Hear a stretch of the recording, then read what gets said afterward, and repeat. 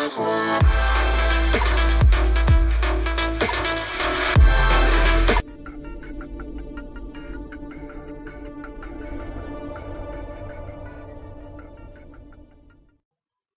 everybody, it's Sammy and welcome to another speed build. I'm here with you guys today doing a haunted house. I couldn't figure out what kind of speed build to do, and I was actually visiting with my parents. I went and hung out with them for a while, and just out loud I'm like, I wonder what I should build for my next video. And my mom was like, you should do a haunted house. And I'm like, that's a great idea. I was like, that's wonderful, because I've never done anything like it before. I've never built like a creepy house before. I've always been very like traditional, or I've stuck with the normal type of houses, and so I thought doing something a little different might be fun. And yeah, so I did a little Googling and to see what kind of haunted houses are out there and what might be fun to try and duplicate or replicate in The Sims 4, and I found this one, and I only really got inspiration from the front of the house, and then I just kind of used my own imagination on what would be inside and what would be around the back. And something that I really wanted to make sure that I did in this house was I didn't want it to be too cheesy. I wanted it to be functional, so if you did want to actually live in this house or play in this house, you could. I mean, it's got everything that you would need to play. You've got a bathroom, kitchen, you've got a lounge area, you have a bedroom, and you also have an empty room that you can turn into whatever you wanted. Maybe you created some Sims that are maybe a little creepy, or you've got a family. Maybe you can put some kids in that room, or maybe you started with just like a single creepy Sim who lives alone, and you can turn that room into maybe like a skill building room, or whatever you want, really. This house is functional, like I said, so you can always change it up if you want. You can really do a lot with it. As far as the gameplay goes, you can create some very interesting stories. I'm really interested to see what you guys think about it, and what you would, how you would use this house. Would you just kind of have it sitting in your gameplay, like in your neighborhood, just as like a feature of the neighborhood? Maybe it could just be part of your story that you've already got going on, or maybe you are going to create a new story with this house. I'd be really interested to hear about it. Anyways, so what I'm doing here is trying to get the roof right, and trying to make sure that there's enough space in the house to put everything in there. And I really wanted, because this is the part where I only saw the front of the house that I took inspiration from. So this is where I kind of took some liberties, and I kind of pictured that the porch would go like around around to the back of the house, and you'd have like another circular room back there, and yeah, it's a really nice house. I did stick with the kind of creepy vibe, but like I said, I didn't want it to be super cheesy. So it looks creepy, but it's not. I didn't use a lot of the creepy stuff pack, or the, what was that stuff pack called that came with like the Halloween stuff? Is it creepy stuff pack? I can't remember what it is, but a lot of the furniture had like a ghost face on it, and I really didn't want to use that because it felt too cheesy. I wanted it to be more realistic, and so I just put old-fashioned furniture in the house, and I did put up some cobwebs, and that did come with that stuff pack. And let's see, for the living area, I decided not to put in a TV or any type of electronics because I figured the people who lived here wouldn't really be up on like the technology stuff. They would be more traditional as far as, you know, that goes. They would do books or that kind of thing. So I just put in a bookcase, and I do put in a fireplace eventually. I don't know if I did that off camera or not, but there is a fireplace in there. And in the backyard, I did like a little courtyard area with a fountain surrounded by trees and bushes.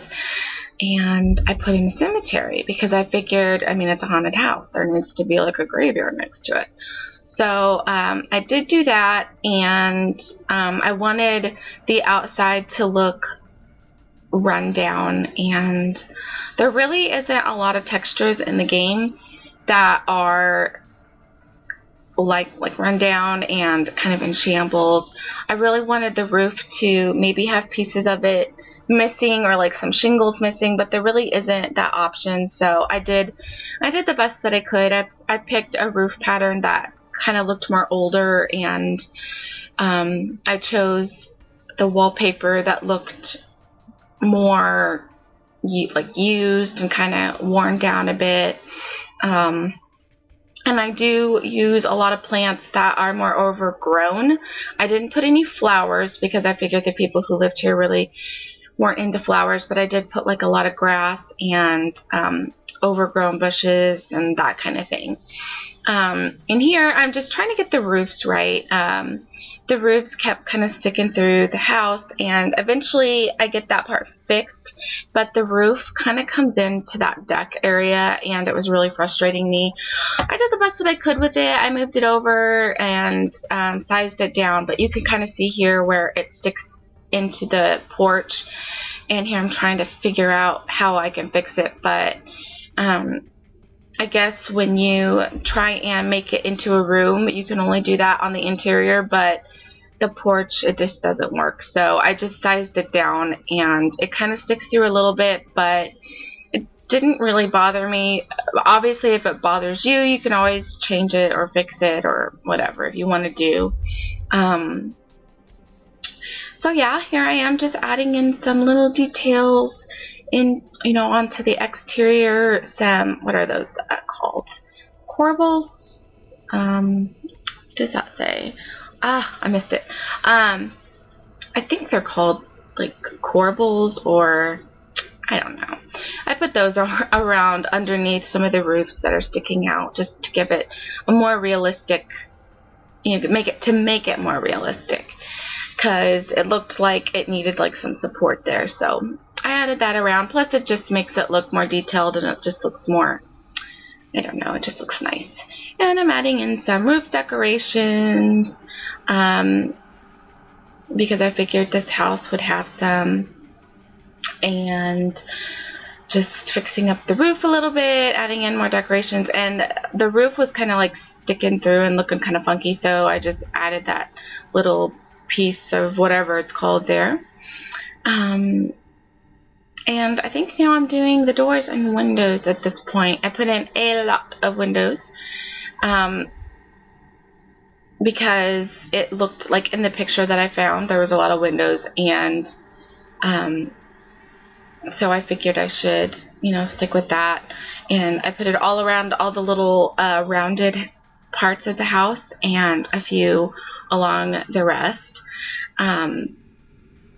What I really wanted though was to make sure that when you're outside you couldn't really see inside, so I do put a lot of curtains, and I did utilize the kind of raggedy looking ones from that creepy stuff pack, or that one Halloween stuff pack that you got, spooky stuff.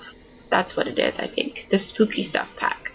I did utilize that for the curtains because they looked kind of tore up, and it fit with the rest of the house. what I do like about this house is if you decide to change up some of the textures, you could turn it into a really nice, like, Victorian looking home if you wanted to. So, you know, if you guys decide to renovate it, that might be fun to see what you've done. You can always tag me on Twitter or in the gallery, and I'll check it out.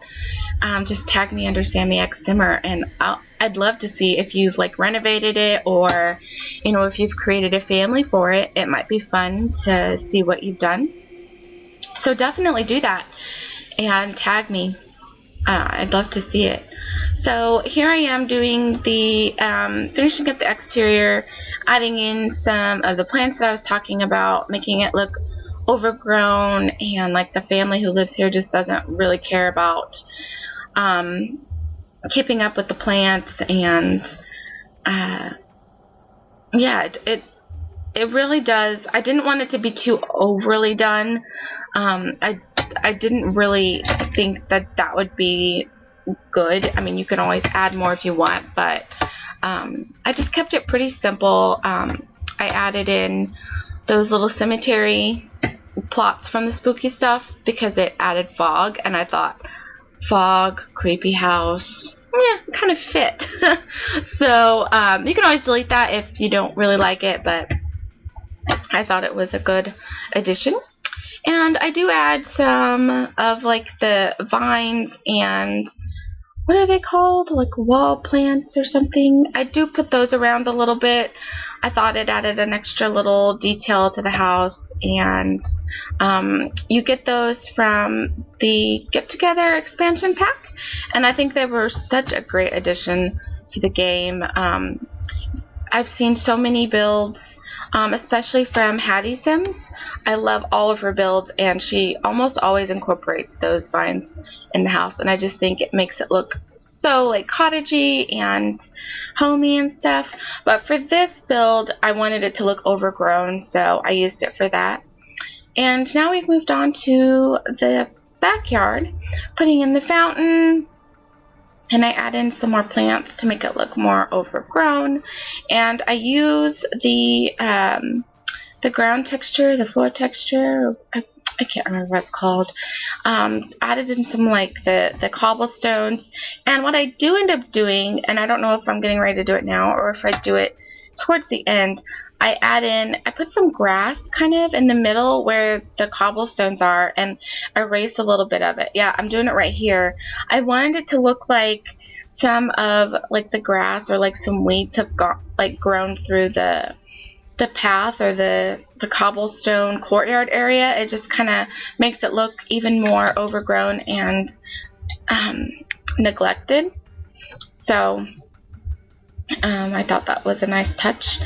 Let's see, what am I doing now? Okay, adding in some more cobwebs around. I didn't put them everywhere, but I just kind of put them around, like, the doorways and a little bit on, like, the walls and that kind of thing. I didn't want it to be too cheesy and too cluttered. So just adding in some lights just to light it up a little bit because I didn't want it to be too dark. I wanted everyone to be able to see the house. And I think after we do this, we move to the interior, and I was having so much fun with the interior. I've never done a build like this before, so I was really enjoying myself. I was putting in things I never would have really done before, and I just love it when you come up with an idea, you know, that you've never that you haven't done, and it inspires you because it kind of takes you out of your comfort zone. And that's what I really loved about this build. It took me out of my comfort zone, and it allowed me to really do things that I hadn't done. So here I am just trying to figure out the layout, and it was really simple. I wanted there to be a when you walk in, like, a circular, like, entry room, and then you have 3 different areas you can go to. And upstairs, I wanted it to be kind of cramped, but to have, like, some sort of little open area right by the stairs. So we have the 2 bedrooms, and then the circular tower or whatever is the bathroom. So, and I wanted to use like some old-fashioned wood because I wanted it to be like an older house, but again, I didn't want it to be too cheesy. So I used the dark older wood, and I put in some like floral wallpaper and some wood paneling, and I do put in some kind of grayish carpet in the family room or the entertaining room. So yeah. So now I am working on the living room. I thought I worked on the kitchen first, but maybe I was wrong. So those are the curtains I was talking about that you saw just there. They're kind of raggedy and like torn up and old looking, so I use those a lot. Just because I feel like the people who lived here would want to have privacy. So I put up curtains everywhere, and I put shades everywhere because I didn't want the people, or the Sims, I always call them people, I didn't want the Sims from the outside to be able to see inside. So I do put a lot of the shades and curtains everywhere. So we moved into the kitchen, and I changed up the windows a little bit just to fit in the countertops, and I do leave one countertop space. There's not a whole lot of counter space, but I do leave one next to the stove so that your Sims can cook there, and it functions right. Yeah, it's all very functional, but I did make it a little cluttered and a little creepy, spooky. I put in a lot of like candles and candelabras and books, and I put the little vase, like the vases. I never know how to pronounce that word. So I put a lot of those around, and like the urns, and I put those around everywhere. You'll see later on that almost every surface has either a candle or a vase on it. And books. I put books and old-fashioned furniture and just a bunch of stuff. So I really enjoyed this build, and I really hope that you guys like it too. I'm gonna leave you to it right now, just to so you can enjoy it and listen to the spooky music that I've put in. And give me some feedback, and please let me know if you download it and you know what you've done to it. I really do want to know. So tag me again under either the hashtag SammyxSimmer, or you can tweet me on Twitter. Either one will work. I'll find it, and I can't wait to see what you guys done. So I'm gonna let you guys go, and I hope you enjoyed this video. Please like and subscribe if you did, and I will talk to you all soon. Bye.